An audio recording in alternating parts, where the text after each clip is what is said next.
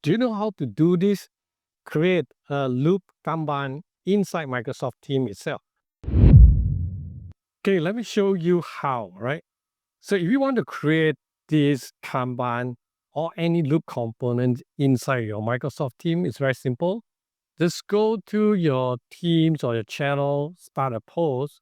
You'll see this loop icon over here.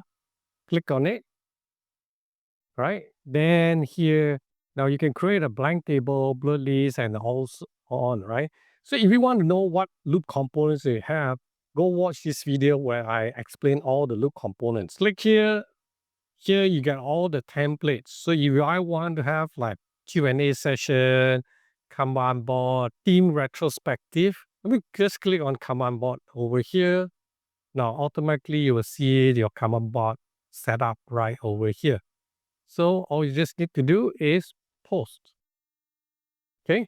So this is one way that you can create your components like Kanban in the team itself. There's another way that I prefer is to go to your loop. Okay. Right. This is my loop right now. And then if you already created all this, let's say I have all these projects going on. So this is kind of my like dashboards. So I want all information in just one of my loop page. So all you need to do is just like highlight this area.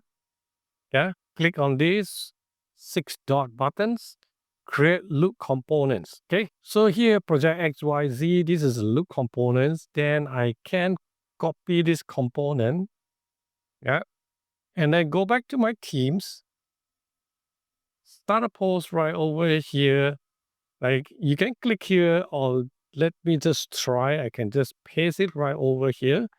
It automatically come out with this exactly the same as this one. So this is what we copy. You can see ABDC and here is the same ABDC and then you can post it. This is what I like. If you look at it here, right? I can change the view of it to command board. If I start move this, let's say for example, this A, I can move it to complete. Now let me go back here to my loop page. You can see the A has been complete and it's moved by me, right? It is linked. So then this page inside your Microsoft Loop, you can create a project dashboard for all your projects. Okay. So all you need to do is come back here and see all the status change.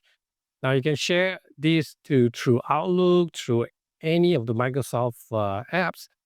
Whoever update, you will see it right over here, so that you don't have to go and open up your email, find where there's information. So these are the two ways you can create a loop inside the Microsoft Teams. Now, at the same time here, if you create inside the Teams, right, just now what I just done, right? So let's say, for example, I have this created here. I can basically copy the component and go back, and then I can paste it right over here. Okay. So I can see it right over here. It is the same thing. So try it out and let me know how it works out for you. It will save you a lot of time going and find all this information. So by the way, I'm Andrew. If you like this type of videos, do subscribe to our channel and turn on the notification bell. I'll see you real soon in my next video.